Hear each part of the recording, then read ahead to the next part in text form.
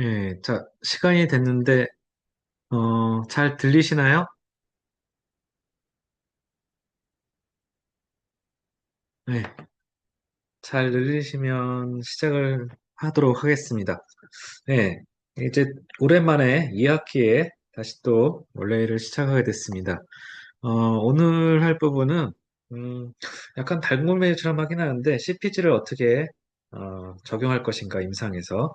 그거에 대해서, 치매 부분에 대해서 오늘은 다시 또 한번, 강의를 해드리도록 하겠습니다. 어, 자,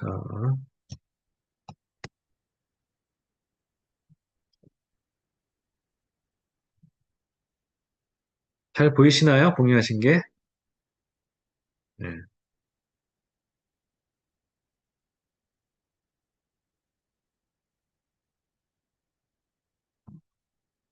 네. 아, 잘 보이세요? 공유한 거? 공유하면?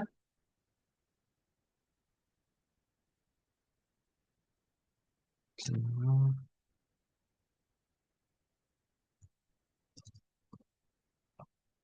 일단은, 어, 오늘 준비한 거는 치매 CPG라서 치매에 대해서 좀 얘기를 하자면, 치매를 이제 임상에서 잘 보게 하려고 만든 게 치매 CPG라고 보시면 될 것 같습니다. CPG라는 건 이제 기존에 어, 진행되었던 전반적인 임상시험 자료들, 이런 것들을 다 모아서 어, 어떻게 하는 게 좋겠다. 이건 쓰면 좋겠다. 이건 쓰면 안 되겠다. 이런 것들을 다 정리해 놓은 기존에 연구되어 있던 걸 다 종합한 거라고 보면 되기 때문에 주로 치료에 방점을 맞춰져 있다고 보시면 될 것 같아요. 근데 임상에서 환자를 볼 때는 진단부터 해야겠죠. 이 환자가 그 진단이 맞는지. 예. 그리고 치료도 중요하지만 예방할 수 있으면 미리 예방하는 것도 좀 필요하겠죠. 그리고 사실 한의원을 하려면 경영적인 부분도 되게 중요하죠. 세무라든지 직원 관리라든지. 근데 여기서 다룰 거는 사실 경영적인 부분은 아니고 진단, 치료, 예방 부분이라고 보시면 될 것 같으세요. 그래서 오늘은 그 세 가지 파트를 할 거고요. 평상시에 2시간을 하긴 했었는데 이거를 어떻게 하냐에 따라서 2시간까지도 될 수 있지만 보통 1시간에서 1시간 반 정도 얘기하면 거의 제가 얘기하고 싶은 부분은 얘기할 것 같긴 하거든요. 어, 1시간 반 정도 될 것 같습니다. 예. 그 다음에는 질의응답으로 하도록 하고요. 자, 그러면 하고 많은 질환 중에서 왜 한이 임상 현장에서 치매인가? 치매가 왜 관심을 둬야 되는 건가? 요거에 대해서 보자면 한의학이 장점이 있어서 그래요. 치매에 있어서. 장점 첫 번째가 한의원에서의 진료 상황. 한의원의 진료 상황 보면 거의 근골격계 질환 노인분들이 많죠. 그리고 환자당 진료 시간이 양방에 비해서 좀 길어요, 보통. 그리고 노인분들 보면 주 1, 2회씩 침 치료를 하기 위해서 정기적으로 방문하는 경우가 많거든요. 한의원을 옮겨 다니는 게 아니라 보통 한 군데 정하시면 거기서 꾸준히 좀 치료를 받으시는 그런 케이스들이 많으세요. 그래서 그런 상황에서 환자를 꾸준히 보다 보면 저 환자분이 어떤 환자분인가 보통은 알 수 있잖아요. 그거를 봤을 때 어, 치매 환자를 진단 내리기 위해서는 환자의 평소 상태를 잘 아는 환자로부터의 그런 관찰된 정보, 그게 제공되는 게 되게 중요한데, 우리나라 현실에서는 독거노인이라든지 노인 부부가족 형태가 많아요. 그러다 보니까 이 정보를 제공할 수 있는 분들이 별로 없는 거예요.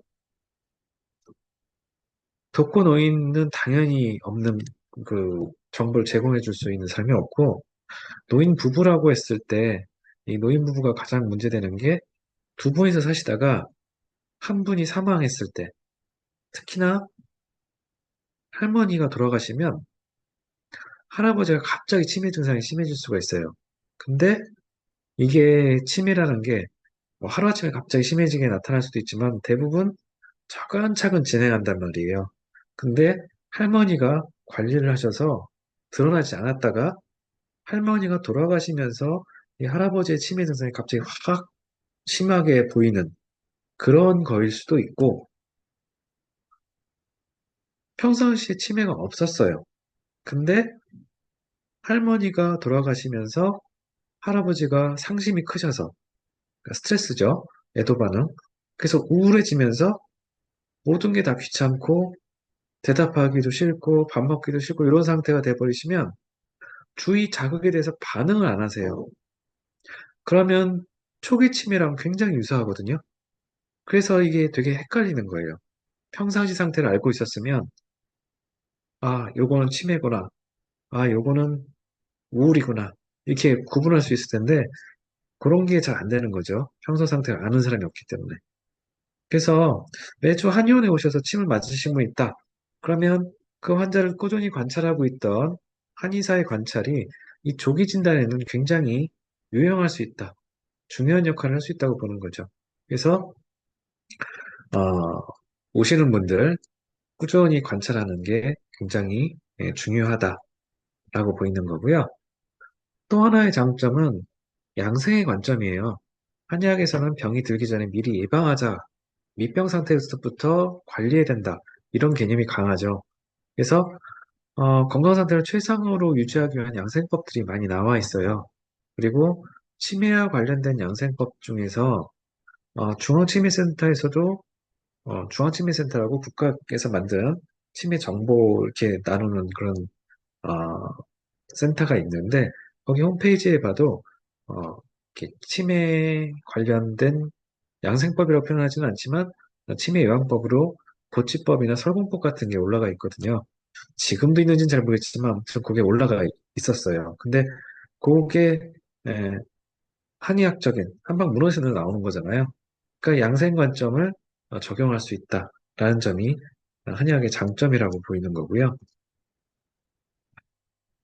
그리고 치매 치료의학으로서 한의학을 보면 어, 이 표준 한의 임상진료 지침이 정리해서 발간됐잖아요. 거기 보면 알츠하이머 치매도 돼 있고 혈관성 치매도 돼 있고 경도인지장에 대한 표준 치료에 대해서도 이렇게 정리가 돼 있거든요. 일반적으로 어, 치매에 쓰는 양약을 보면 아세틸콜린 분해 요소 억제제를 많이 쓰죠.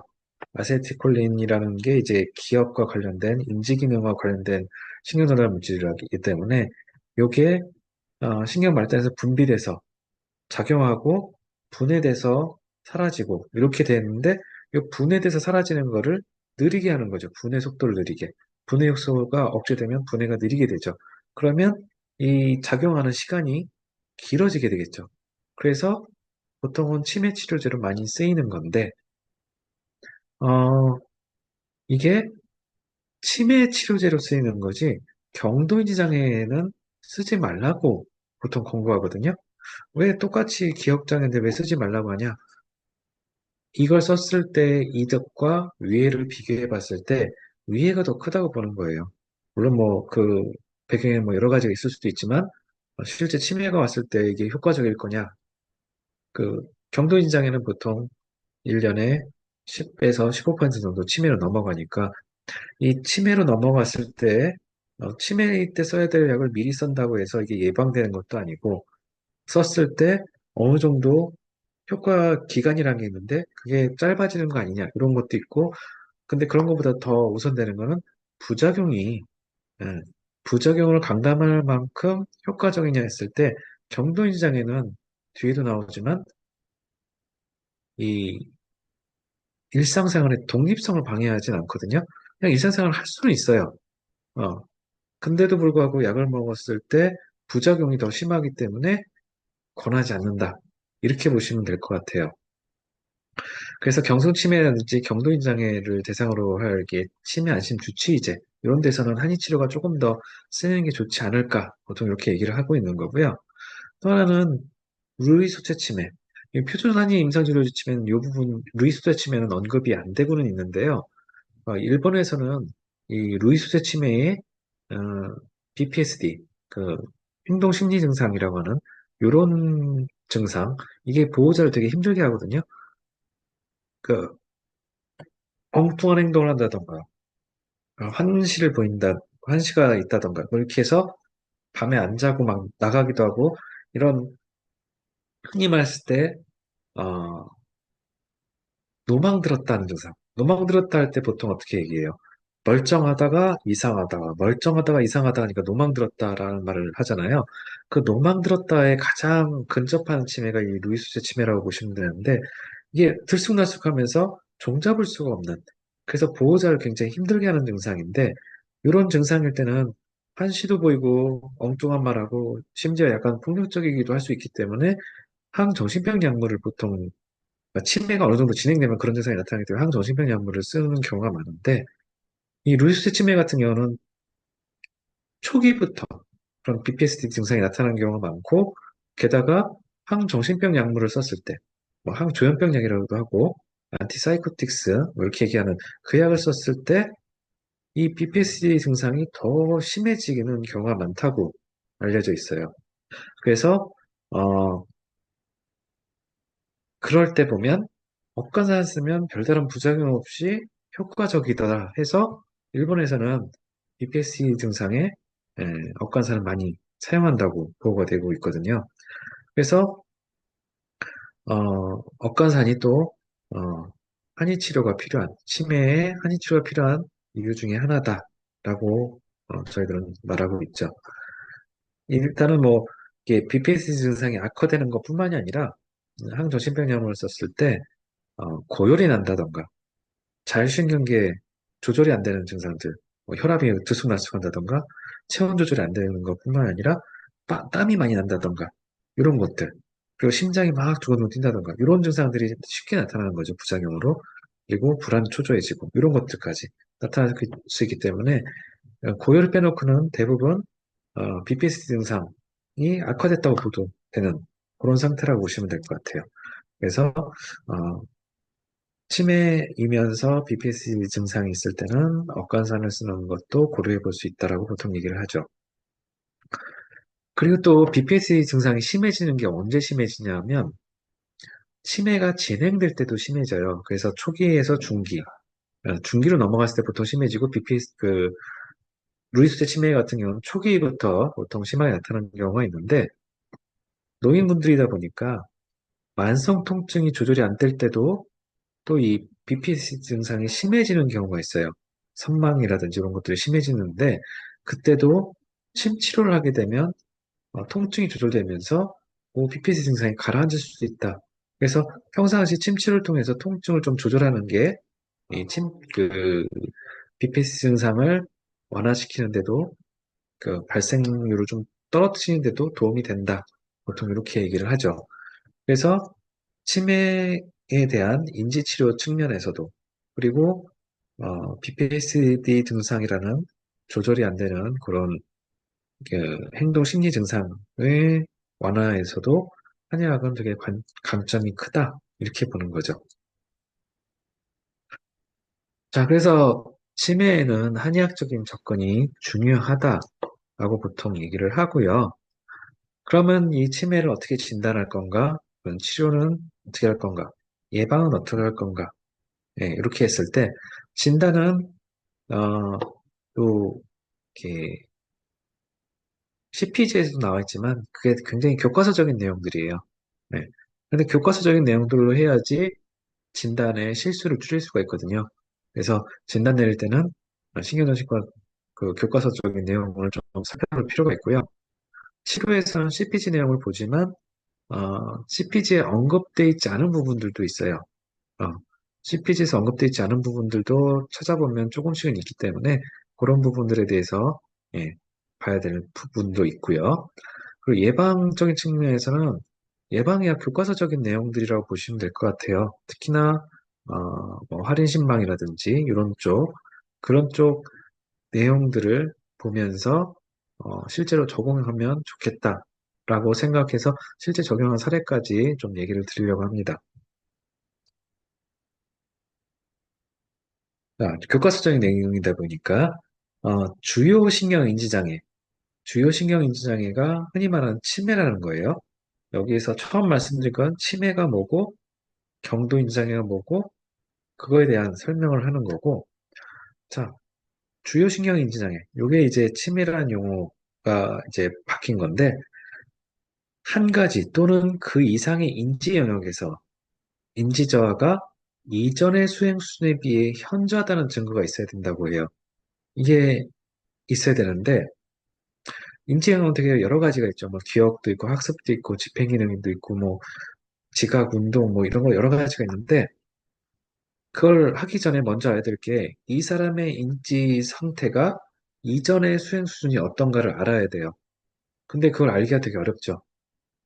아, 환자 자신, 환자 자신은 내가 인지 기능이 떨어졌어요라고 말할 정도면 사실 치매가 아닐 가능성이 높아요. 경도 인지장애라든지 아니면은 그냥 흔히 말하는 건망증 정도. 건망증이 심해지니까 건강염려증 쪽으로 아, 나 치매 걸리면 어떡해라고 걱정하면서 오시는 분들. 그래서 병원이나 한의원에 아, 나 치매가 걱정돼서 왔어요 라는데 혼자 왔어요. 그러면 치매가 아닐 확률이 거의 99%라고 보시면 될 것 같아요. 건강염려증일 가능성이 높고요. 주위 사람, 배우자라든지 자녀라든지 친구라든지 친구가 오신 경우 없는 것 같은데 아무튼 배우자나 자녀가 모시고 오는 경우 있어요. 아, 우리 아버님이 이상해요. 우리 남편이 이상해요 하면서 모시고 오는 경우. 그런 경우는 치매 확률이 굉장히 높아지는 거죠. 근데 그래서 환자 자신이 정보를 제공하는 건 좀 어렵다고 보는 거고 환자의 상태를 잘 알고 있는 정보 제공자가 필요한데 아까 말씀드린 것처럼 이 선진국이 될수록 핵가족화가 되면서 노인, 독거노인이라든지 노인 부부 가구가 되게 많아졌거든요. 그러다 보니까 정보를 제공할 수 있는 분들이 별로 없어요. 그래서 이 일괄호에 있는 요거가 참 어렵다. 네, 그런 그 지금 세상이 됐다고 생각되고요. 그래서 2번을 보통 많이 써요. 표준화된 신경심리 검사 결과 또는 그렇지 못할 경우 정량화할 수 있는 임상적 평가를 통해 인지적 수행에서 상당한 장애가 확인되는 것. 여기서 상당한 장애라고 했죠. 표준화라는 말도 중요하고 상당한 장애라는 말도 되게 중요해요. 표준화됐다는 거는 검사를 수행할 때 어떻게 하라고 자세하게 지시가 되어 있는 시행 방법이 표준화되어 있는 게 첫 번째고, 시행 방법이 표준화가 되어 있으면 그 시행 방법대로 여러 군데서 동시에 할 수 있겠죠. 표준화가 되어 있으니까. 답을 어떻게 채점을, 묻고 답할 때 어떻게 물어보고, 답했을 때 어떤 정도는 몇 점, 어떤 정도까지는 몇 점, 이게 다 표준화되어 있으니까, 누가 하든지 간에 거의 비슷한 점수가 나오게끔, 이렇게 하는 게 표준화되는 그 검사고, 그걸 가지고 인구 집단에서 표본을 뽑아서 그 사람들에 대해서 이 표준화된 검사를 가지고 시행해서 그 집단의 표준이 됐으니까 표본을 뽑았으니까 모집단의 평균하고 표준 편차를 구할 수 있게 돼요. 그래서 모집단의 한 집단의 평균하고 표준 편차를 구한 거, 요게 이제 표준화됐다고 보는 거거든요. 정규 분포를 그릴 때 상당하다 얘기할 경우 보통 우리 어, 유의 수준 95%뭐 이렇게 얘기를 하잖아요. 그래서 보통 상당한 장애라고 하는 거는 평균에서 1.5 표준 편차를 뺀 값을 상당히 떨어져 있다고 봐요. 그래서 치매라고 진단 내리는 경우는 보통은 표준화된 신경심리 검사를 해서 그 점수가 그 집단, 그 환자가 속해 있는 집단의 평균에서 1.5 표준 편차 이상 떨어져 있다. 그러면 상당한 장애가 있는 걸로 보는 거죠. 여기서 약간 놓치기 쉬운 부분은 평균이잖아요. 그래서 그 집단 내에서도 유달리 머리가 좋으셨던 분, 보통 머리 좋다 나쁘다 할 때 IQ 얘기를 하잖아요. IQ도 거의 같은 검사라고 보셔도 되는데 IQ는 그 점수가 나타나는 게 평균이 100이고 표준 편차가 15인 거예요. 그러면 평균에서 1.5 표준 편차가 되면 어떻게 되죠? 15 곱하기 1.5 하면 22.5잖아요. 그래서 100에서 22.5를 빼면 어떻게 돼요? 77.5잖아요. 그래서 약 80점까지가 정상이라고 보는 거예요. 80점보다 떨어지면 흔히 말하는 어, 정신지체 이런 얘기를 하는 거고, 반대로 위로 올라가서 120 이상이 되면 이 사람들은 평균보다 상당히 높은, 그러니까 머리가 굉장히 좋은 사람들, 뭐 천재 뭐 이렇게 얘기하는, 수재 이렇게 얘기하는 사람들이 되는 건데, 이 점수는, 이 검사는 치매를 알기 위한 검사들로 했으면, 치매를 알기 위해서는 아래쪽에 좀 더 민감하겠죠. 그리고 IQ가 높았던 사람, 만약에 평상시에 IQ가 120이었던 사람, 130이었던 사람, 그 사람이 평상시 그 IQ는 알지는 못하죠. 여기 표본을 뽑은 거는 그 사람의 연령대, 그리고 성별, 그리고 교육 정도 가지고만 나누지 IQ까지 보고 이렇게 나누진 않거든요. 그러니까 그 집단의 평균을 기준으로 하기 때문에 머리가 원래 좋았던 사람이 평균보다 떨어진다고 생각해 보세요. 평균보다 한참 높았던 사람이 평균보다 떨어지지만 1.5 표준 편차보다는 떨어져 있지 않다. 그러면 이 검사에서는 정상으로 나올 수 있지만 환자들은 피검자죠. 피검자들은 굉장히 기능이 떨어졌다고 느끼겠죠. 왜냐하면 평상시에보다 상당히 떨어지니까. 그러니까 공부 잘하던 뭐 맨날 100점 맞던 사람이 갑자기 70점 맞는다. 그럼 이건 기억력이, 그러니까 인지 기능이 상당히 나빠진 거잖아요. 이전 수행 수준에 비해서 현저하게 나빠진 건데도 불구하고 그 시험이 평균 80점에 표준 편차 10, 뭐 10인 결과가 나왔다 그러면 그 사람 그 시험에서는 어, 1.5를 빼게 되면 65점까지는 정상으로 보는 거예요. 그러니까 이런 거를 좀 주의 깊게는 봐야 된다라고 보시면 될 것 같아요. 그리고 A에서 진단 기준도 중요하지만 B의 진단 기준도 중요하거든요. 일상생활에서 독립성을 방해한다. 이게 방해하지 않으면 주요신경 인지장애로 보지도 않고 경도 인지장애로 보는 거거든요.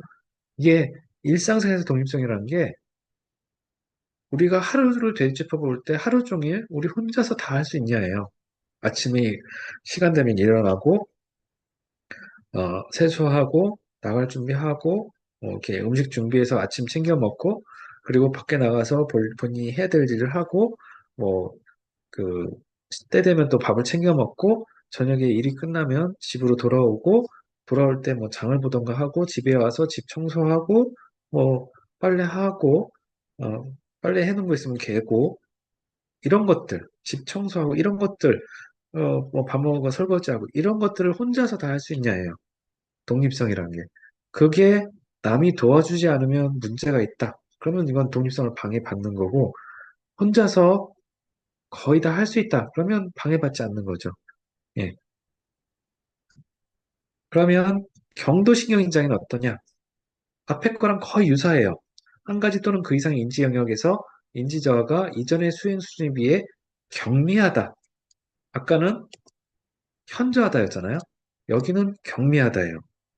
근데 이것도 마찬가지예요. 평상시 이 환자를 잘 알고 있는 사람의 정보가 필요한데 그게 안 되기 때문에 1번이 아니라 2번으로 보통 하죠. 표준화된 신경심리 검사에 의해서 평가를 하는데 여기서 경미한 거는 표준화된 신경심리 검사에서 평균 빼기 1 표준 편차와 1.5 표준 편차 사이. 그러니까 평균보다는 1 표준 편차보다는 떨어지고 1.5 표준 편차보다는 안 떨어진 상태. 요걸 이제 경미하다고 보는 거거든요. 그러면서 일상활동에서 독립적 능력을 방해받진 않아야 돼요. 혼자서 생활이 가능해야 된다는 거죠. 네, 이럴 때 이제 경도신경 인지장애라고 하는 거죠.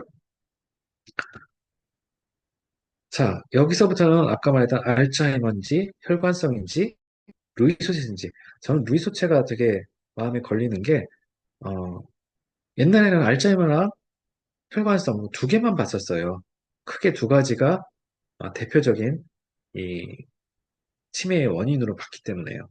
근데 요즘 들어서 보면 알츠하이머병으로 진단 내렸던 환자들이 루이소제 치매의 확률도 굉장히 높다는 보고들이 많거든요. 왜냐하면 옛날에는 루이수체라는 걸 몰랐으니까. 그래서 루이수체 치매는 진단을 아예 안 내리고 뇌의 병변이 그, 뇌 영상으로 보이면 아 이거는 혈관성이야 라고 해버렸고 그게 안 보이면 아, 알츠하이머네 이렇게 얘기를 했던 거거든요. 그러다 보니까 루이수체는 진단을 안 내리는 상태. 그러다 이제 치매 환자들이 점점 많아지고 관심이 많아지면서 루이수체도 있네? 라고 되는 거고 제가 봤을 때는 우리나라 말 중에 노망이란 말이 있고 노망이라고 말하는 그 상태가 딱 루이수체 치매로 보이거든요. 멀쩡했다가 헛소리했다. 멀쩡했다가 헛소리했다가 이런 것들. 그래서 노망이란 단어가 있는 걸로 봤을 때는 우리나라 유전자에는 루이수체 치매가 더 많지 않았을까라는 개인적인 의견이거든요. 그래서 루이수체 치매까지는 관심을 두는 게 좋겠다라고 말씀을 드리는 거고요. 자, 그러면 루이수체 치매하고 알츠하이머 병으로 인한 치매랑 좀 구분을 해야겠죠. 어떻게 구분할 거냐? 그, 뭐, 다른 검사도 있지만, 여기 나오는 것처럼 손상이 서서히 시작하고 점진적으로 진행해야 돼요.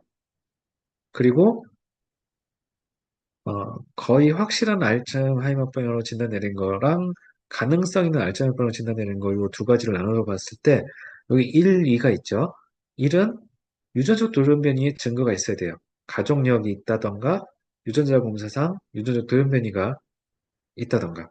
이 유전적인 원인이 있어야 되는 거고, 그리고, 2번에 그 세 가지가 다 있어야 되는데, 어, 기억과 학습, 그리고 적어도 한 개의 다른 인지 영역에서 인지저하의 명백한 증거가 있어야 돼요. 이게 기억이라는 게 떨어지면서 다른 거에서 또 다른 인지 영역에서 하나 이상 뭔가 인지 기능이 떨어져 있다는 증거가 있어야 되는 거고, 아까 말한 꾸준히 진행하고 점진적이어야 돼요. 들쑥날쑥하는 게 아니라 꾸준히 나빠져야 되는 거거든요. 그리고 다른 질환이 없어야 돼요. 여기서 뭐 말하는 다른 질환이라는 건 신경퇴행성 질환이라든지 뇌혈관 질환이라든지 어, 뭐 다른 정신질환이라든지 이런 것들이 없어야 되는 거죠. 그러니까 조현병이 있어도 알츠하이머병처럼 보일 거 아니에요. 그래서 조현병이라든지 양극성 장애라든지 이런 거에 없어야 되는 거고 다른 신경퇴행성 질환 대표적인 게 파킨슨 질환 같은 게 있을 경우에는 파킨슨으로 인한 치매가 또 나타나잖아요. 파킨슨으로 인한 치매랑 루이스의 치매랑 거의 비슷하다고 보시면 될 것 같고요. 그래서 다른 신경퇴행성 질환은 없어야 되고 뇌혈관 질환이 있으면 혈관성 치매가 의심되겠죠. 물론 두 개가 복합적인 경우도 있긴 해요. 아무튼 다른 질환, 혼합성 병리의 증거가 없어야 된다. 이 세 가지.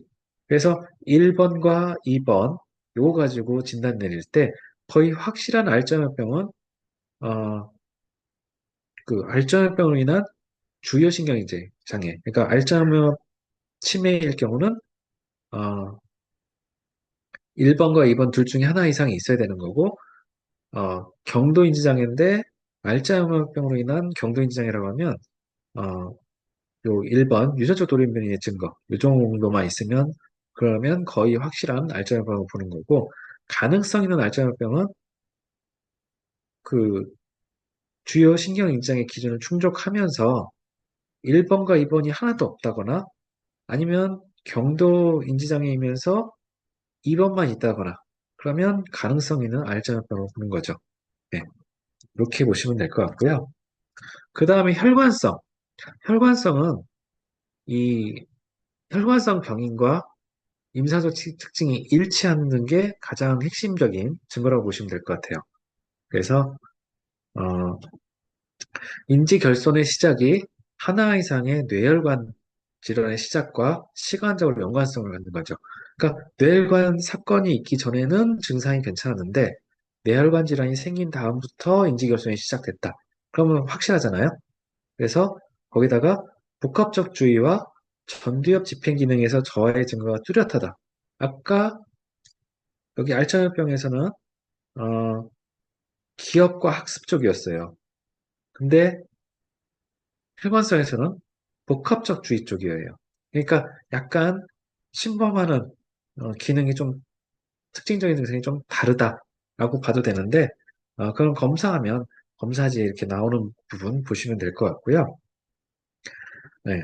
그래서 뇌혈관 질환이 존재하는 증거가 있어야 되는 거고 거의 확실한 혈관성 신경인지 장애로 진단을 내리려면 뇌영상 증거, 그리고 뇌혈관 사건과 시간적인 관련성, 그 뇌혈관 전에는 없었고 뇌혈관 사건 이후에 나타났다. 요게 핵심이라고 보시면 될 것 같아요. 네.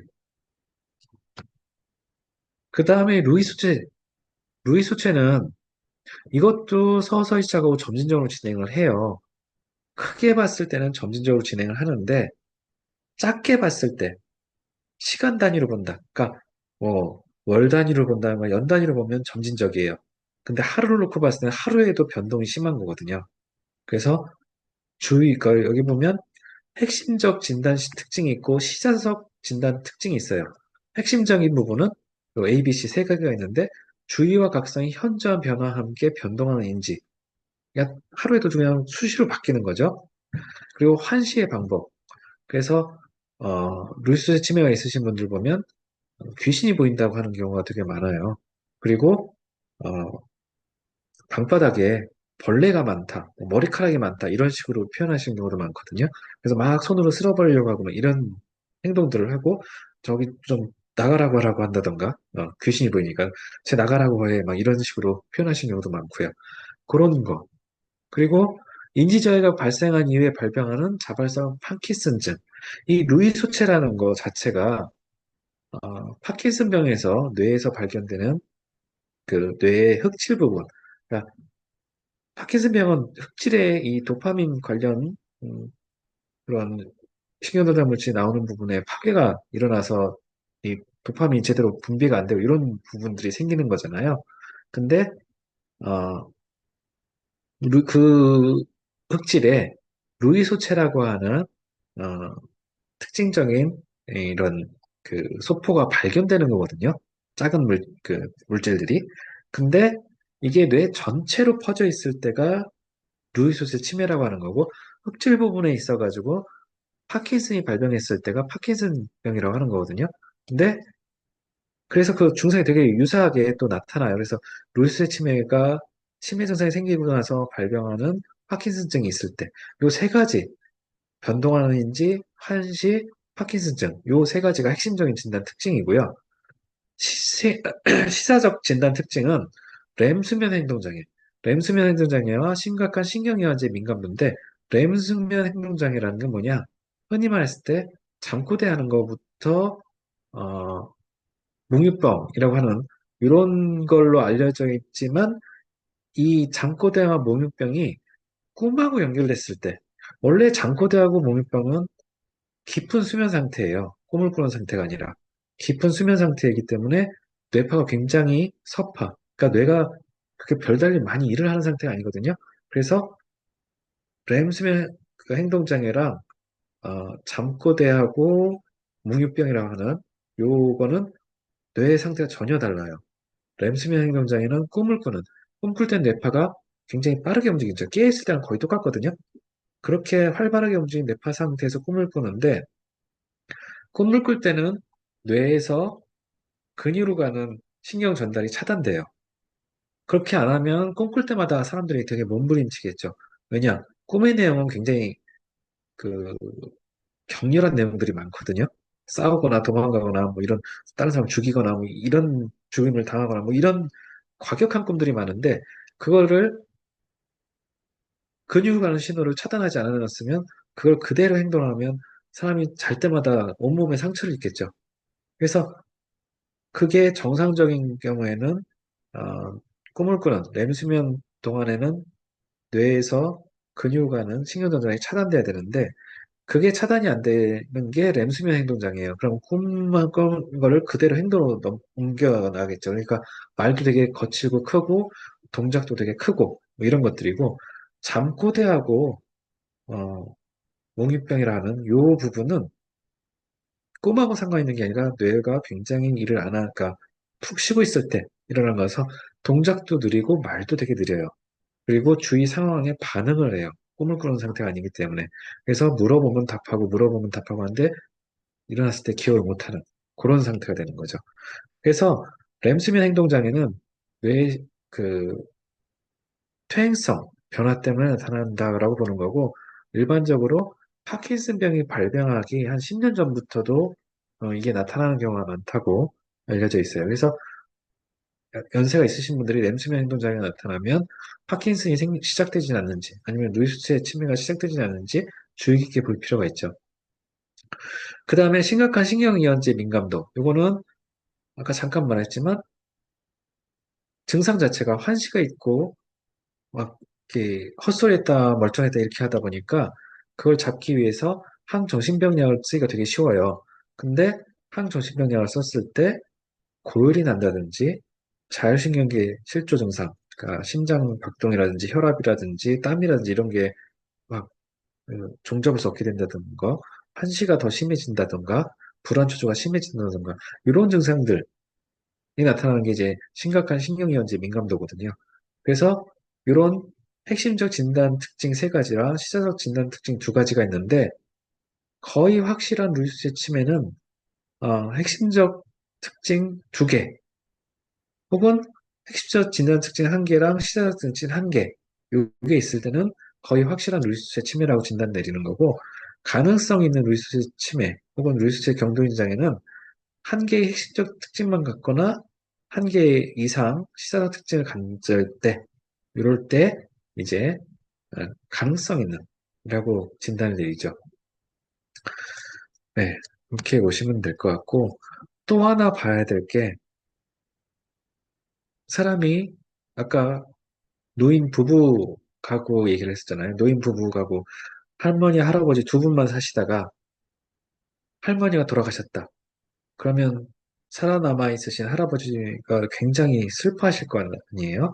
정상적인 애도 반응이랄 수도 있고 심하면 주요 우울증 사파가 생길 수도 있는 건데 이럴 경우는 보시면 여기 주요 우울증 사파 진단 기준을 쭉 보시면 사고력이나 집중력의 감소가 있어요.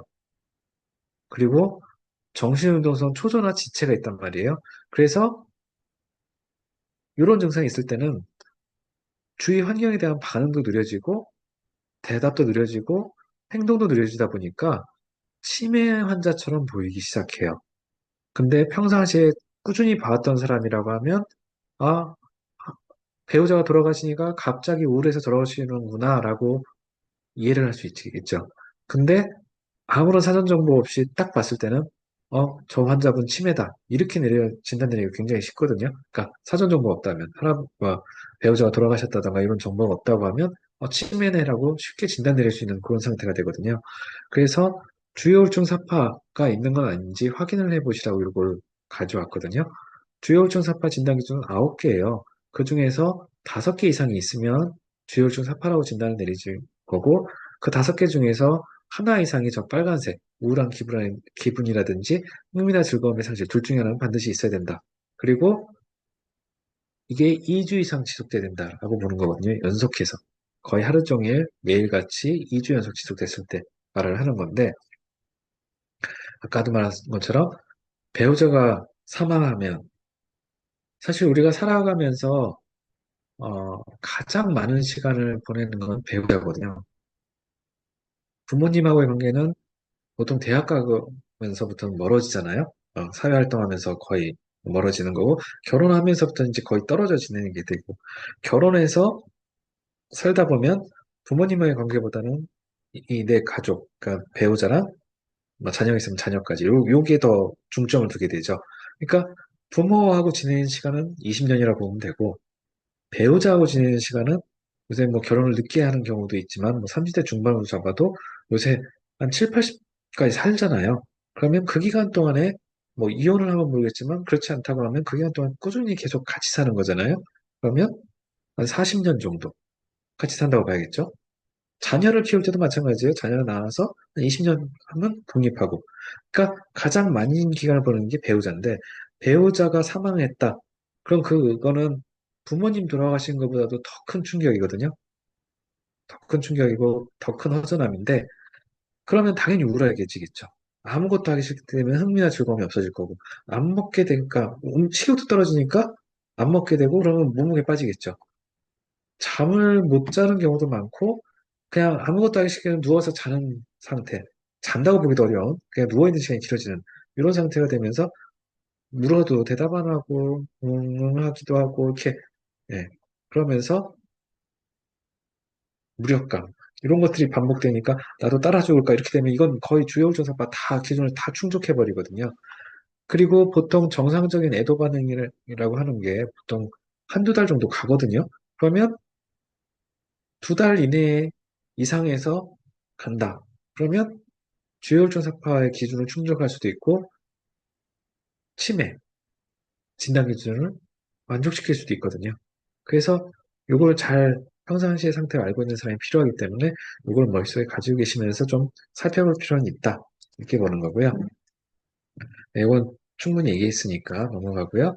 그러면 환자가 왔을 때 그런 거 문진을 통해서 그런 정보들을 최대한 많이 모아야 되는 거고, 그 다음에 진단 기준에서 말하는 인지 기능, 이걸 보기 위해서 하는 검사들이 복잡한 검사도 있지만 스크리닝 검사로 하는 게 MMSE. 이건 많이 들어보셨을 거고요. 시스트. 시스트는 MMSE가 그 저작권이 걸려 있다고 하더라고요. 그래서 그 우리나라에서 널리 사용하다가 자체적으로 시스트라는 걸 개발했어요. 그래서 이게 2021년인가? 20, 21, 22 요 무렵에 나왔는데 그게 발표돼가지고 요즘 뭐 보건소 같은데 길 가다 보면 써 있잖아요. 뭐 60세 이상, 65세 이상 어르신들 무료로 치매 검사 해드립니다. 이게 요거거든요. 시스트 검사.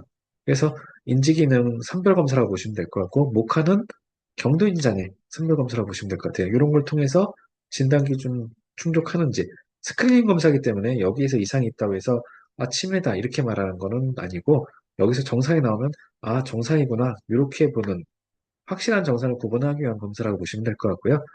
진단 기준에서 나오는 독립성 관련해서 보는 검사가 이제 MBI라든지 ADL이라든지 IADL 이런 검사를 통해서 독립성을 방해하는지, 여기는 뭐 그 일상생활에서 그 수행 능력을 보는 거고, 그 다음에 보호자를 힘들게 하는 게 행동심리 증상이거든요. 행동심리 증상이 얼만큼 심한가? 이건 보호자가 측정하겠죠. 체크하겠죠. MPR이라는 걸 보통 많이 쓰고, Behave AD라는 거, 알츠하이머 치매가 약자가 AD죠. 그 행동을 보는 이런 설문지도 있어요. 이걸 가지고 이제 보호자가 체크해서 이 사람이 평상시에 행동심리 증상이 얼마나 심한가 이런 걸 보는 것도 있고요. 그리고 치매 단계 평가를 할 때는 치매의 심각도에 대한 전반적인 평가를 해서 CDR하고 GDS라는 걸 많이 써요. CDR은 예전에는 뭐 3단계 구분해서 0, 1, 2, 3 이렇게 나눴었는데 0은 정상인가 빼고 1, 2, 3에서 초기, 중기, 말기 그 치매로 나눴었는데 이게 5단계로 바뀌고 뭐 이렇게 됐고, 경도인 장애가 없었기 때문에 0.5를 이제 경도인 장애로 보고 이제 단계 평가를 이렇게 했었는데, GDS라는 거는 초기를 조금 더 세분해 놔서 뭐 1, 2, 이름 뭐 정상 뭐 2, 3, 4가 경도 인장에 뭐 5, 6, 뭐 여기서부터는 치매 뭐 이렇게 같은 그 경도 인장의 부분을 조금 더 세분해 놓은 게 이제 GDS고요.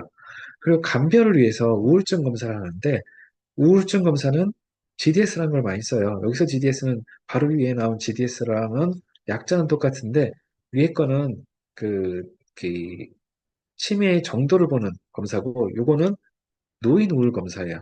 노인 우울 검사인데 여기서 또 중요한 부분은 노인 우울 검사를 하실 수 있을 정도라고 하면 치매라고 하더라도 그러니까 경증 치매, 초기 치매이거나 아니면 경도이전 장애 이 정도의 가능성이 높겠죠. 왜냐하면 이건 자가보고식이니까 이걸 못할 정도가 됐을 때 이제 구분하기 어렵긴 한데, 아무튼 이걸 작성을 하게 하는데, 문제는 이 노인우울 검사가 표준화되어 있긴 한데 그 표준화한 검사지가 여러 개예요.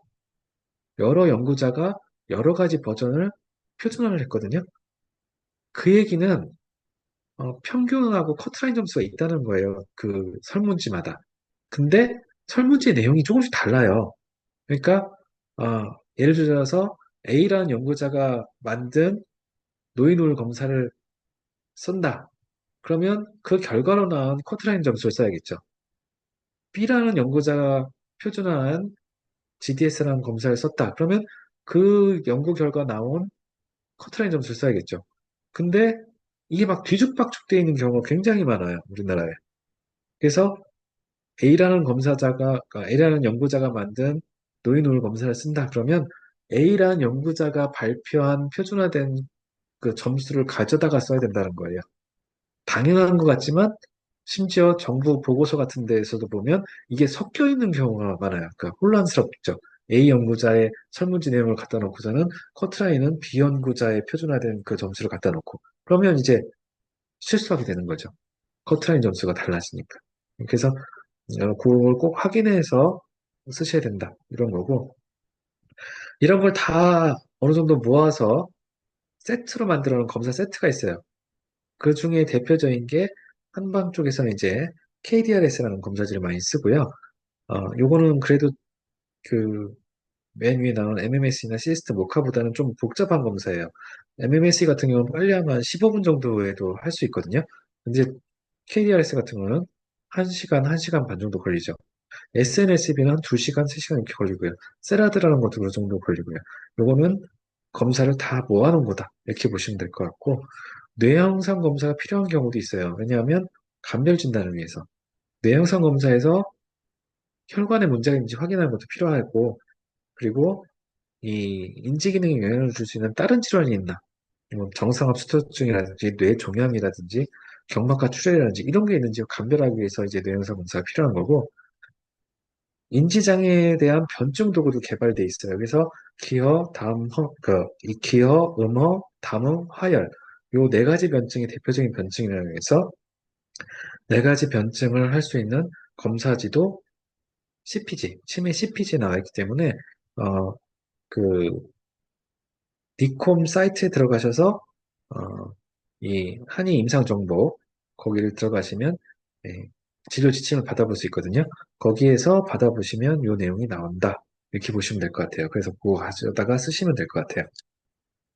그래서 그 내용들, 기어, 음허, 담음, 하열 이런 내용들이 쭉 나오고요. 이거 뭐 치매에만 한다기보다 모든 기어증, 음허증, 담음증, 하열증은 흔하게 있는 증상들이니까 그냥 보시면 이해가 되실 거고요. 이제 치료로 넘어가야겠죠. 치료로 넘어가야 되는데 어, 치료로 넘어가기 전에 그 5분만 쉬었다가 다시 하도록 하겠습니다. 예, 제가 말을 많이 하다 보니까 이 목이 마른데 물을 준비를 안 해가지고요. 5분만 쉬었다가 어, 지금이 8시 48분? 7분 이 정도 되니까요. 그냥 9시부터 다시 시작하도록 하겠습니다. 네. 그래서 아무튼 질문거리가 있으면 질문거리 생각해 놓으셨다가 9시부터 다시 시작하도록 하겠습니다. 치료에서는 치료에서는 이제 서양의학적 치료를 보면 인지기능 저하죠. 여기서는 콜린 에스트라제의 저하제, 그러니까 아세틸콜린의 분해를 억제하는 게 이제 치료제로 쓰이는데 아세틸콜린이라는 게 분해되는 시간을 늘려서 아세틸콜린의 작용 시간을 증가시킨다. 이렇게 보시면 될 것 같아요. 그래서 이걸 이제 알기 쉽게 학생들한테 설명할 때는 10명이 하던 일을 8명이서 할 때 그 8명이 조금 더 잘하게 격려해준다. 이렇게 보면 될 거라고 설명을 해주고요. 근데 이게 한계가 있겠죠, 근데. 10명이 하던 일을 8명이 하면 어느 정도 빵꾸 안 나고 잘 이렇게, 메꿀 수가 있겠지만, 5명이 한다. 그럼 이거 빵꾸 못 메꾸겠죠. 2배로 일을 해야 되는데, 2배로 일을 하면 지쳐서 나가 떨어질 거 아니에요. 그래서 요거가 하는 역할은 악화 속도를 느리게 한다. 라고 말을 하지만 악화 속도를 느리게 한다기보다 악화되더라도 최대한 그 기능을 잘 발휘하게 해서 나빠지는 거를 최대한 커버하겠다. 이렇게 보시면 될 것 같아요. 그 다음에 NMDA 수용체 기량제가 있어요. 이거는 이제 신경 내 흥분 독성 글루타메이트의 전달 체계를 억제시켜서 신경 독성을 줄이기 때문에 신경세포가 죽어나가는 걸 어느 정도 좀 억제를 한다. 이렇게 보는 거죠. 대표적인 약이 이제 메만틴이라는 약인데, 요거는 이제 중등도 이상의 치매 때, 혹은 루이스제 치매 때 많이 쓴다고 알려져 있어요. 그리고 인지 기능은 그렇고, 행동 심리 증상일 때는, 뭐, 환경요법을 쓴다던가, 정서적 지지를 해준다던가, 비약물적 치료요법들을 쓰거나, 약물로 넘어갔을 때는 SSRI, 선택적 제어, 세로토닌 제흡수 억제제, 이걸 쓴다던가, 비전염적 항정신병 약물 이런 걸 쓰면 행동심리 증상을 좀 잡을 수 있다 이렇게 얘기를 하죠. 근데 생각보다 콜린에스테라제 저하제 같은 경우 이 부작용이 굉장히 많이 나타나는 편이거든요. 심하다기보다 많이 나타나요. 여기 퍼센테이지를 보시면 구역, 구토 합쳐서 보면 거의 20%가 넘어가요. 그러니까 도내 폐질, 이게 그나마 구토 증상은 적지만 구역이 뭐 보고에 따라 달라지만 1.7%에서 24%까지 굉장히 불호도하죠. 뭐 갈람타민이라든지 리바스티그민 요런 약들이 대부분 20% 정도 된다고 보시면 될 것 같아요. 그러면 노인분들이 약을 먹고 구역이나 구토를 해요. 그러면 식사를 잘 못 하시겠죠. 제너럴 컨디션이 안 좋아지면 당연히 인지 기능도 나빠지기가 쉽겠죠. 네, 그래서 아까 잠깐 말했지만 경도인지 장애 일때는 이 아세틸콜린 분해효소 억제제 요거를 먹는 거를 그렇게 권하지 않는다라고 하는 게 이런 부작용이 나타나는 퍼센테이지가 굉장히 높은 편이고 그랬을 때 제너럴 컨디션이 안 좋아질 수도 있기 때문에 그렇게 권하지 않는 게 아닐까 이렇게 생각을 하는 거죠. 근데 이게 먹다 보면 적응해서 뭐 한두 달 지나면 괜찮아진다 이렇게 얘기를 하는데 그 한두 달 사이에 환자 상태가 나빠지면 안 되잖아요. 예. 그래서 한의학이 할 수 있는 부분이 좀 많지 않을까 하는 생각도 하고요. CPG에서 보면 이제 선별 검사해서 정상인지 아닌지를 먼저 보는 거. 그 다음에 진단 검사로 뇌 영상 검사라든지 혈액 검사 같은 거 필요하면 의뢰를 하는 거고. 진단을 그래서 알츠하이머 혈관성 경도인장애 루이 수치는 빠지죠. CPG 기반에는 루이 수치 부분은 이렇게 안 돼 있어서 세 가지 보통 나눠서 진단을 내리고 치료 형태를 항치매 약물을 병행하는 게 좋을지 아니면 한이 단독 치료를 할 건지 이거를 결정해서 이제 진행을 하는 거죠. 그래서 요 위에 쪽은 항치매 약물을 병행했을 때 밑에는 한이 단독 치료를 했을 때 이렇게 나눠지는 거고 알츠하이머인지 혈관성인지 경도인장애인지에 따라서 약물 치료를 할 건지 침 치료를 할 건지 전침 치료를 할 건지 기타 다른 치료를 할 건지 이러고 선택을 할 수 있는 폭이 이렇게 돼 있고요. 가장 많이 나오는 약을 보면 보양화로탄이 제일 많이 나오더라고요. 알짜면 침에 특히나 쪽 보면 보양화로탄이 많이 나오고 지황암자나 육미지황탕 이렇게 나오죠. 그래서 그런 거를 쓰는 거를 권고한다 이렇게 돼 있는 거죠. 그래서 한이 단독 치료할 때랑 항치미 약물 병행할 때랑 약이 거의 비슷하지만 좀 다른 약들도 있어요. 다른 약들도 있고 이 약물은 어떻게 보면 한의학적인 권고사항이라고 말해야 되나? 라는 부분이 약간 그런 게 이게 RCT 연구로 임상시험을 해서 효과적으로 나온 것들만 권장하게 되잖아요. 그래서 어떻게 보면 그냥 간단하게 생각했을 때는 경도인지 장애, 우리 건망이나 경도인지 장애 때 보통 귀비탕을 많이 쓰잖아요. 근데 귀비탕 부분은 없어요. 왜냐? 일반적으로 당연하다고 생각되는 거는 임상시험을 잘 안 하거든요. 당연히 그걸 쓰는 건데 임상시험을 할 필요가 뭐가 있겠어요. 그러다 보니까 그 부분이 빠진 부분이 있지 않을까라는 생각이 드는 거고, 그래서 그 빠진 부분은 교과서라든지 그런 쪽을 좀 더 참고해야 된다. 이렇게 보시면 될 것 같으세요. 그래서 보통 CPC 할 때 RCT 연구들을 모아서 하긴 하지만 RCT 말고도 그 전문가 의견, 그 부분을 또 모아서 이렇게 제시하기도 하고 하는 게 한의 쪽은 특히나 그게 좀 필요하다라고 보는 거죠. 그리고 CPG에 보면 변증 부분이 뒤에 나와요. 교과서처럼. 그래서 전기 부족, 기혈 허약. 근데 어, 제가 받아본 데는 이게 약간 오타가 있어가지고 보니까 그 기혈 부족이라 나오더라고요. 전기 부족이 아니라. 아무튼 교과서적으로는 전기 부족, 기혈 허약, 비신유어, 허증이죠. 그냥 담탁조교, 기체혈허, 멸독지성 이건 실증이라고 보면 되겠죠. 그래서 허증과 실증에 따라서 각각의 처방이 나와 있다. 이렇게 보시면 될 것 같아요. 그래서 거기에 맞춰서 처방을 쓰는 거고 앞뒤를 종합해서 뭐 알츠하이머병에 뭐 알츠하이머 치매에 항치미 약물을 병행했을 때 보형어탕을 약물로 쓰지만 뭐 상태에 따라서는 다른 변증에 따라서는 다른 약이 또 들어갈 수도 있겠죠. CPG 내에도 이제 변증에 따른 원곡이 돼 있으니까요. 예. 그리고 이 빠진 부분들을 보충하기 위해서 제가 작년에도 할 때 말씀드리긴 했는데 매뉴얼을 만들어 놓은 게 있어요. 그러니까 이건 이제 한의사 협회에서 어, 이렇게 공공의료 부분에 치매 쪽에 그 사업을 전개하기 위해서는 뭔가 근거 문서가 있어야 되니까 그 근거가 될 만한 걸 만들자 해가지고 만들어 놓은 거라서 여기는 RCT 연구도 들어가 있지만 동물 연구도 들어가 있어요. 그래서 이런 기전으로 작용하는 걸로 보인다라고 이렇게 돼 있어서 그 내용까지 지금 들어가 있는 거거든요. 그래서 글루코스 활성도를 조절해서 아세틸콜린 합성을 촉진하는 효과가 있더라 하는 게 보양간호탕이에요. 그래서 아세틸콜린하고 관계되다 보니까 이제 알츠하이머, 치매 뭐 이쪽에도 쓰이는 거고 아세틸콜린 에스테라제 활성 억제를 통해서 기억전달 물질 아세틸콜린 농도를 유지한다. 이게 아까 어, 아세틸콜린 분해 요소 억제제 그쪽 관련된 약물들이 이렇게 되더라. 뭐 산사, 석송, 은행력, 수선화, 뭐 항부자, 대왕, 황백, 사인, 목향, 두견, 황천극 뭐 이런 것들이 그런 효과가 있더라.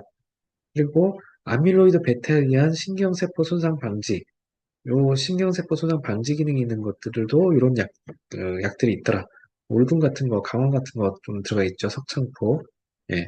그리고 산화성 손상 방지 효과에 대왕산 생산조인이 효과적이고, 아밀로이드 베타 축적 억제하는 게 은행력, 먼지, 뭐 강황, 올금 이런 것도 있고, NMD 수용체를 억제한다. 이거 석송이 그런 역할을 하고, 글루코스가 그 아세틸콜린 합성에 관여돼서 글루코스 활성도를 조절해서 아세틸콜린 합성을 촉진하는 건 보양화로탄이고 글루코스의 증가 관련되는 게 이제 사인, 항부자, 대왕, 황백, 상산, 두견 뭐 이런 약들이 있다. 그래서 처방할 때 이런 약들을 그 상태에 따라서 조금 더 가미해 볼 수도 있지 않을까. 특히나 관심이 있던 약제가 대왕이었는데 이 대왕이 우리나라에서 쓰이는 대왕들이 종류가 기원식물이 좀 다양하고 뇌에 효과적이라고 할 수 있는 두뇌 쪽에 작용할 걸로 보이는 대왕은 우리나라에서 조금 구하기가 그좀 오래되긴 했지만 한 10년 좀 넘긴 했지만 그때 당시에 좀 이게 구하기가 좀 어렵네라는 느낌이었고 결정적으로 대왕이 그런 건 아닙니다. 이게 대왕이 그런지는 잘 모르겠지만 여러 약물을 혼합해가지고 이제 요게 치매에 효과적일 것 같다라는 약재를 다 모아서 혼합제를 만들고 임상하기 전에 이제 동물 실험을 했는데 그 좀 안타깝게도 신장 독성이 나와가지고 임상까지는 못 간 경험이 있는데 그때 문헌을 찾아봤을 때 대형이 굉장히 효과적인 걸로 나왔는데 어, 보통 뭐 인턴이나 레지던트 하신 분들 인턴 하셔서도 경험을 해보고 계시지만 병원에서는 중풍, 뇌졸중 이 상황에서는 숨기가 굉장히 중요하기 때문에 어, 대변 상태 대변이 잘 나와야지 되는데 뇌질환에서는 대변이 막히죠. 그래서 대왕같이 이제 대변을 좀 풀어주는 약들이 좋다라고 보통 경험을 하셨을 텐데, 예, 그 기원식물이라든지 이런 걸 찾기가 조금 어렵더라라는 그런 게 좀 문제가 좀 있긴 하더라라는 거를 그때 좀 알았죠. 아무튼 대왕을 쓰면 조금 더, 여기 보면 대왕이 되게 많이 나오죠. 황백도 많이 나와요. 황금황년 황백 요거는 뇌에 작용하는 걸로 널리 알려져 있어서 그런 것들을 좀 섞어서 쓰면 좋지 않을까 이런 생각을 하는 거고요. 치료편은 이렇게 뭐 얘기할 게 그렇게 많지는 않아요. 왜냐하면 CPG라는 게 이럴 때는 이런 질환에는 이 약을 쓸 수 있다. 이런 질환에는 이 약을 고려해야 된다. 뭐 이런 걸 다 정리해놨는데 사실 어, 교과서랑 그렇게 크게 다르진 않거든요. 예, 예, 다른 부분이 있다 보면 임상시험을 안 할 만큼 뻔한 내용들 누구나 다 알고 있는 한의사라고 하면 누구나 알고 있을 만한 그런 정보들은 빠져 있는 경우도 있다. 그것만 생각해 보시고 CPG에 빠져 있으면 교과서를 찾아봐서 이제 좀 약을 선택하시면 되지 않을까 이런 생각을 하는 거고요. 예방적인 부분에서는 예방에는 뭐 한약방이 따로 있지는 않기 때문에 어, 조기 발견이 게 굉장히 중요해요. 조기 발견해서 악화를 방지하는 게 중요하다고 하는 건데, 이게 일단 나빠진 다음에는 좋아지기는 어렵거든요. 좋아질 수도 있다고 말을 하겠지만, 좋아지긴 좀 어려운 걸로 보고, 나빠지지 않게 하는 게 중요하다. 그래서 조기 발견해서 조기 관리가 들어가야 된다.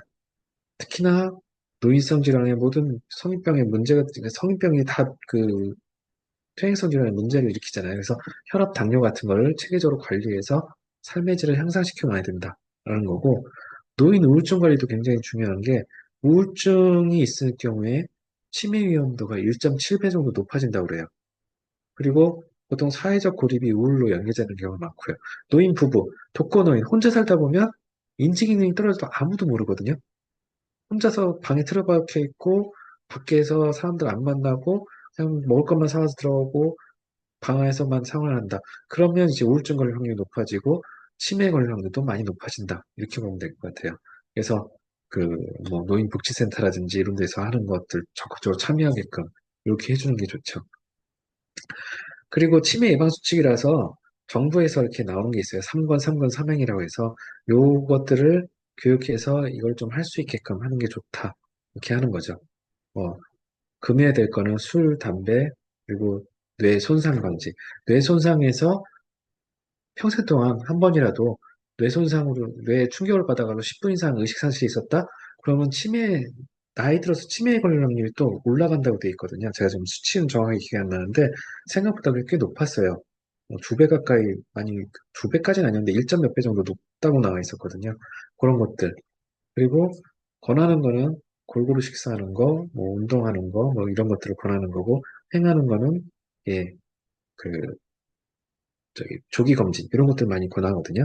해라고. 그래서 그런 것들을 교육해서 어, 실제 생활에서 할 수 있게끔 이렇게 하는 게 필요한 거고, 또 하는 게 이제 명상같이 스트레스 관리하는 측면, 그리고 명상을 하다 보면 이 주의 집중이라든지 감정 조절이라든지 스트레스 관리라든지 이런 것들이 좀 되기 때문에 보통 운동 많이 권하는데 운동에 더해서 명상까지도 해주면 좋다. 이렇게 보면 될 것 같고, 치매 예방하는 쪽으로 해서 어, 이런 이렇게 양생법 중에 고치법이라든지 이공법, 설공법 이런 것들을 많이 권하죠. 예. 네, 그래서 요 매뉴얼을 만들었었어요. 그래서 사업 및 진료 매뉴얼 개발해가지고 요때 2019년에 만들어가지고 이제 한의사협회에 제출을 했으니까 필요하신 분들은 찾아서 보시면 될 것 같고요. 어, 개발 중인 CPG를 요약했어요.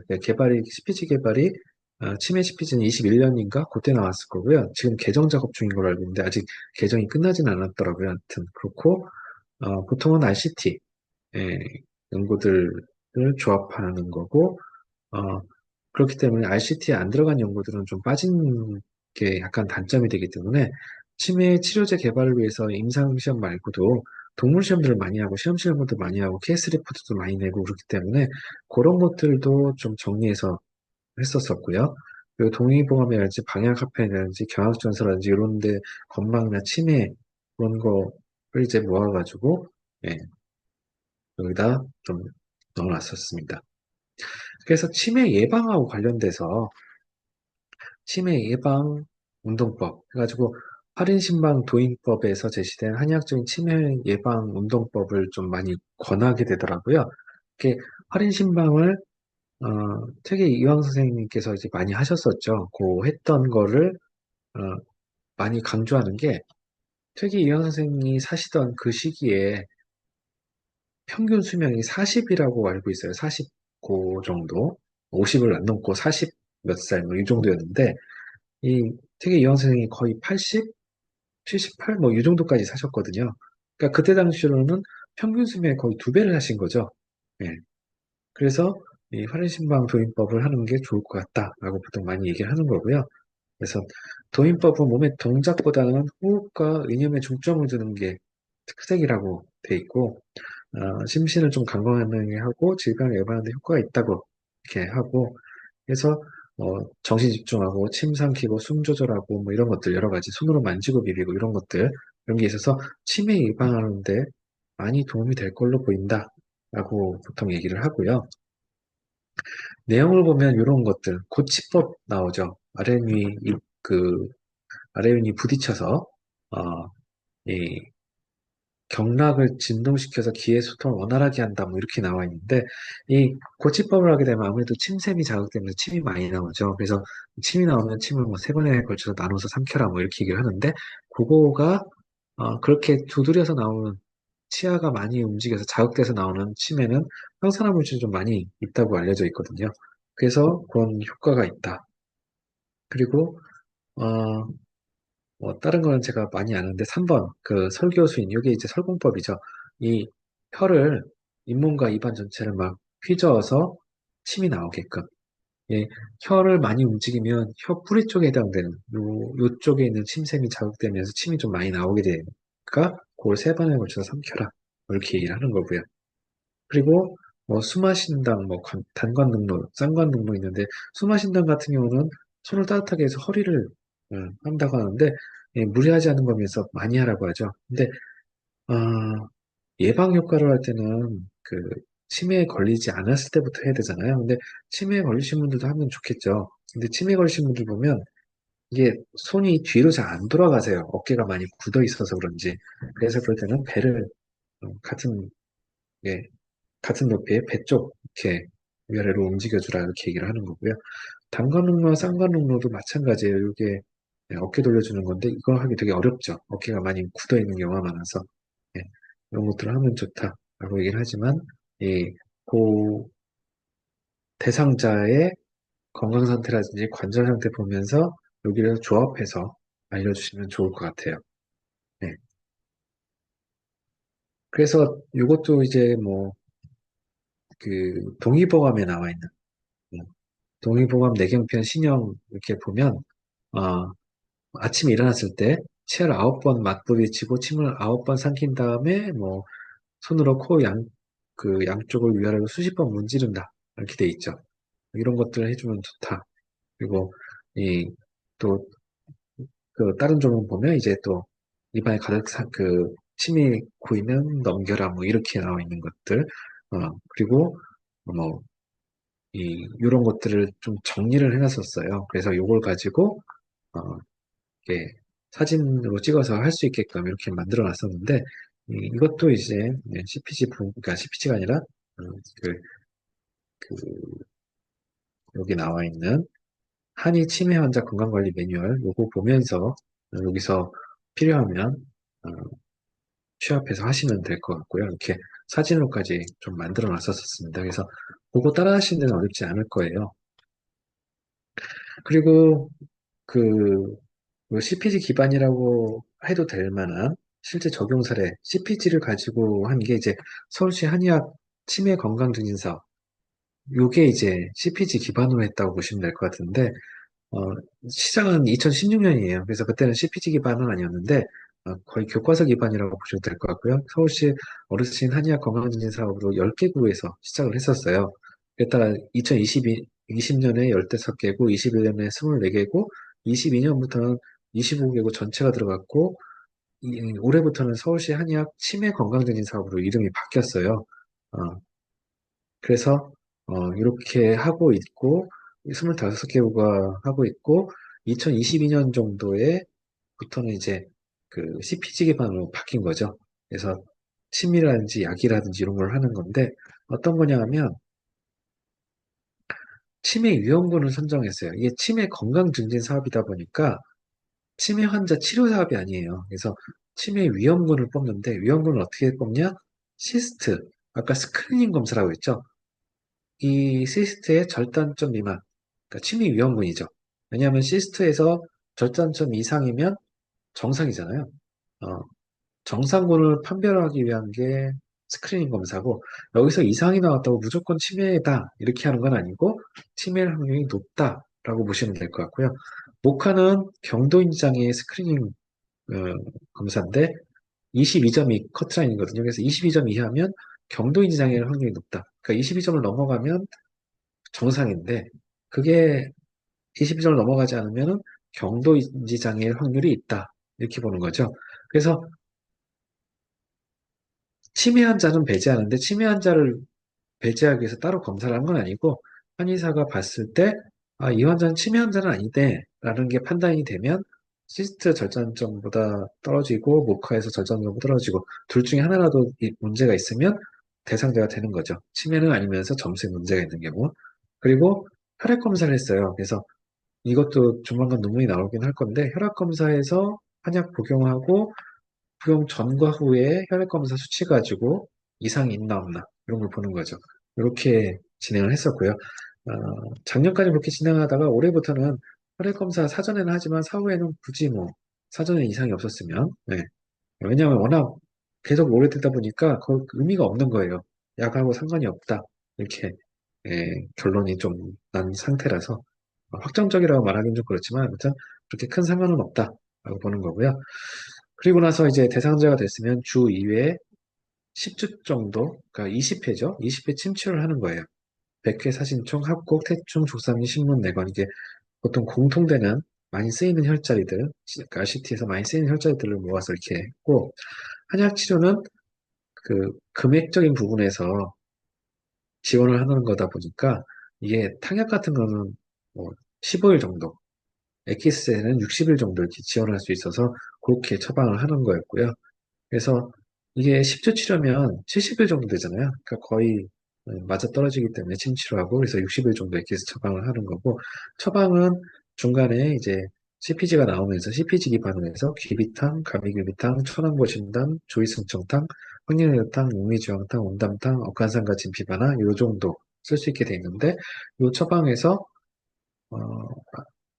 CPG에서 처방의 구성 약제까지도 나오거든요. 그래서 그 구성 약제에 맞는 것만 조이슨 선탕 같은 경우는 RCT 연구에서 어, 일반적으로 아는 거에 약간 가감이 돼 있어서 조이슨 선탕은 엑기스제는 안 되고 탕약만 되는 이런 게 조금 아쉽긴 하지만 그렇게 진행을 했고요. 그랬을 때 이거는 이제 작년 자료긴 한데 24년형 그래서 어, 제가 표를 옮기면서 세보진 않았는데 25개구가 아마 다 있을 거예요.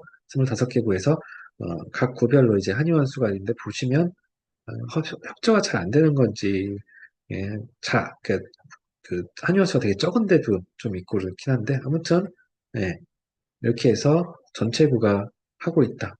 그래서 표준 한의원형 프로그램은 총명칭 아까 말했던 거 거기다 한약 투약하고 개별 상담 프로그램에서 건강교육하고 스트레스 관리 이런 것도 교육하고 사전 사후 혈액 검사를 하는데 사후 검사는 필요하지 않으면 안 해도 되는 걸로 25년형부터는 그렇게 바뀌었고요. 24년형까지는 그렇게 진행을 했었습니다.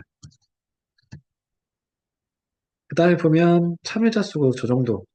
그래서 16회 이상, 16회 이상이면 80% 이상 참여했다고 보시면 되겠죠. 예, 그렇게 참여하신 분들이 89.2%, 약 90% 정도는 80% 이상 참여하셨다.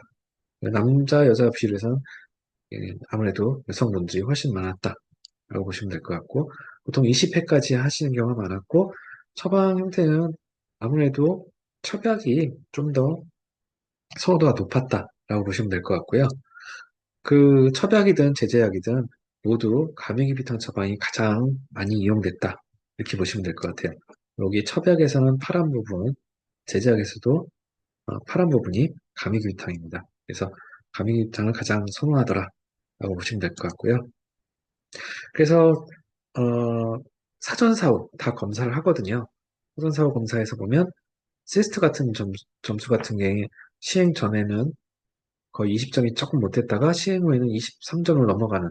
그래서 이 전후 차이를 가지고 통계를 돌렸을 때 유의하게 상승하는 걸로 점수가 이렇게 나오고 목화도 유의하게 상승하는 걸로 이렇게 나오고 있습니다.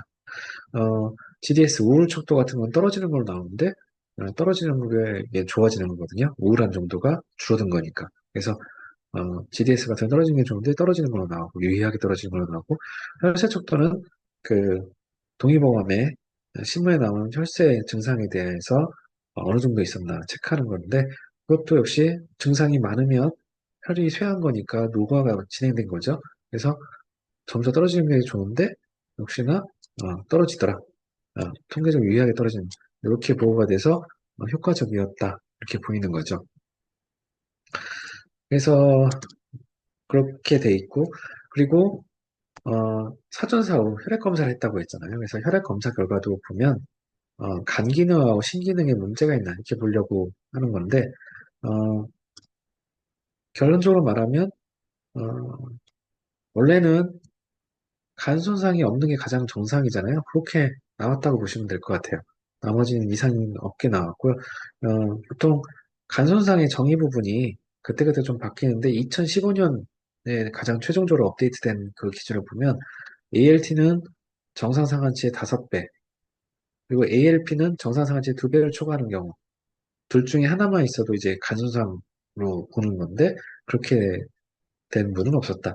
그리고 사실 이렇게 처음에 시작할 때 여기에 이상이 있으면 그 한약 투여하지 말라고 얘기를 하긴 하거든요. 괜히 오해를 살까 봐. 그래서 보통 임상시험 할 때 2배까지는 그 임상시험에 포함하기 때문에 그냥 2배 이내까지만 하라 이렇게 얘기를 하는데 가끔가다 안 지키시는 분이 있긴 하지만 아무튼 통계를 돌렸을 때는 그 정도 나왔었다. 예, 보면 될 것 같고 신장은 조금 더 복잡해요. 이게 수치가 단일 수치라고 말하기가 좀 어렵고 비행 크레아틴인 가지고 추정 사고체 여과율을 구하는데 추정 사고체 여과율이라는 게 이제 그레이드로 나누는데 1, 2, 3, 4로 나누는데 어, 추정 사고체 여과율 이게 90 넘어가야지 정상이고 60 넘어가면 경도 좋아, 30 넘어가면 중등도, 15 넘어갔을 때 고도, 그보다 떨어지면 신부전, 투석을 해야 되는 그런 상태로 보는 건데 어, 그래서 봤을 때 이렇게 나왔었어요. 그래서 대상자 보니까 한 명이 사후에 크레아틴 수치가 1.5 초과한 환자분이 있어서 이게 추적 관찰했더니 다시 검사했을 때는 정상은 나왔다 이렇게 보고가 돼서 특별한 문제는 없는 걸로 이렇게 보였습니다. 그렇게 진행을 해서 지금도 올해도 지금 계속 하고 있고요. 음, 올해가 이제 10년이 된 거죠. 2016년부터 했고, 16, 17, 18, 19, 20, 21, 22, 23, 24, 25니까 10년째죠. 네, 올해가 지나가면 10년이 되는 거고. 그리고 또 하나 사례로 볼 만한 거는 아까는 치료 개념의 접근이었다고 보시면 될 거예요. 침하고 약 위주의. 요거는 저희가 이제 2025년 올해 3월부터 저희 병원이 강동에 있다 보니까 강동구 시립 강동 실버가 케어 센터라는 데가 여기 가까이 있어요. 그래서 거기와 MOU를 맞춰가지고는 주 1회 한의인지 프로그램을 시행하고 있어요.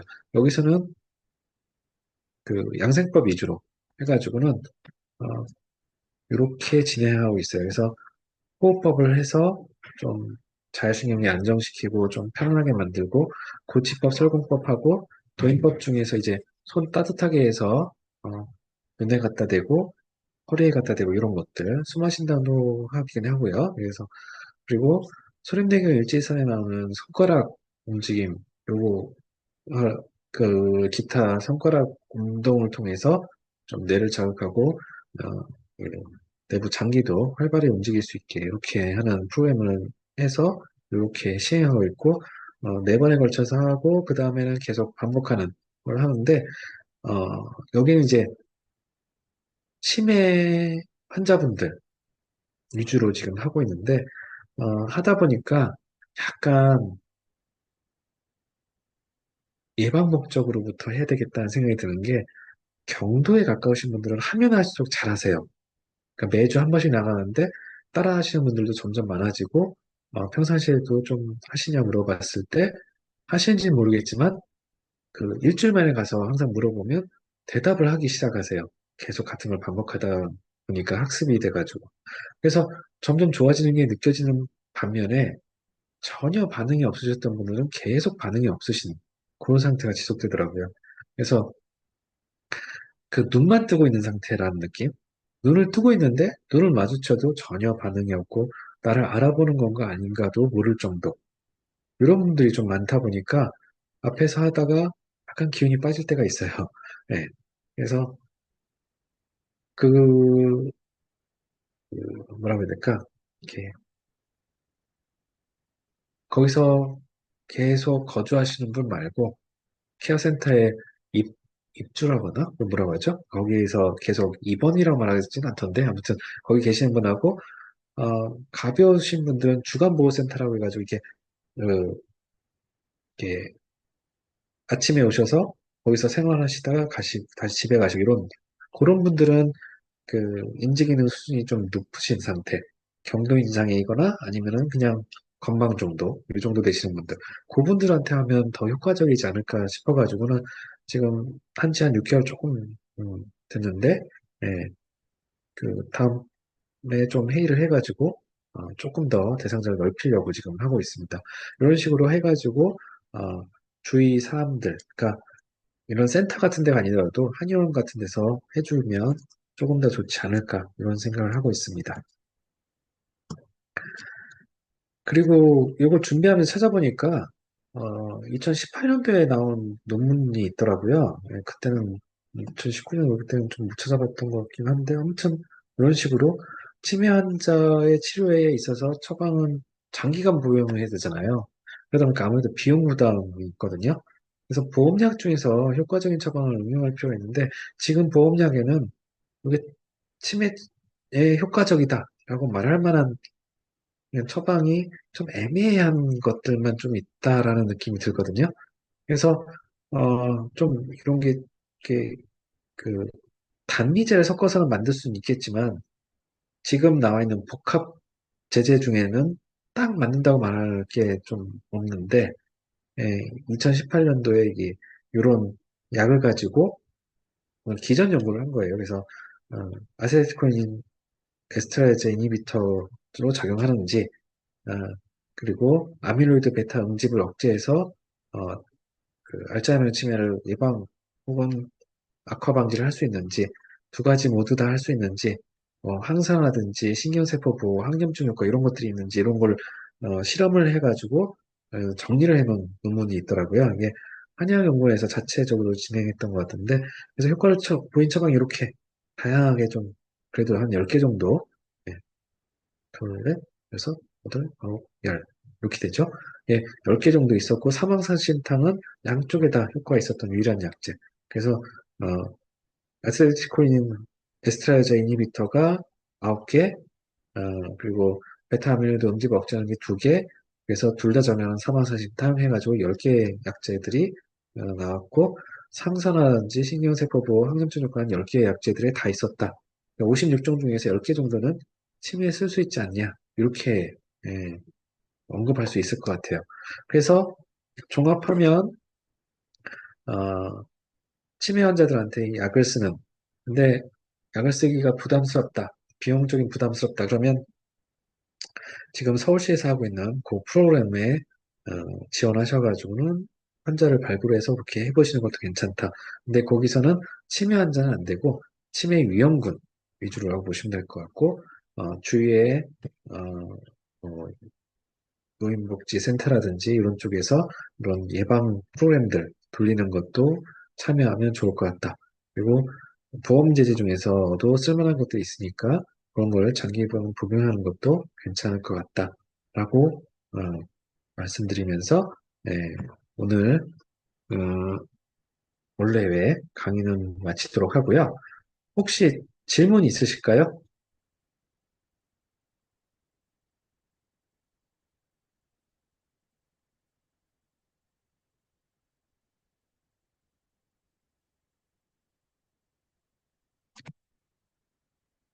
아, 잘 들으셨나요?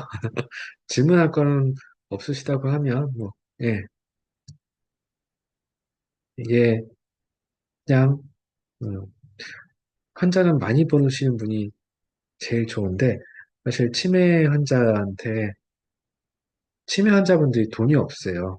그래서 한 방에 잘 못 오시고 그래서 그 부담을 줄이기 위해서는 보험 제자를 좀 많이 쓰는 게 좋지 않을까 이런 생각을 하는 거고 예방 목적으로 할 수 있는 약들도 있으니까 이런 게 좀 그 치매 환자들 보험약제 쓰면서 홍보가 되면 조금 더 많은 분들이 오지 않을까 이런 생각을 하고 있습니다. 네,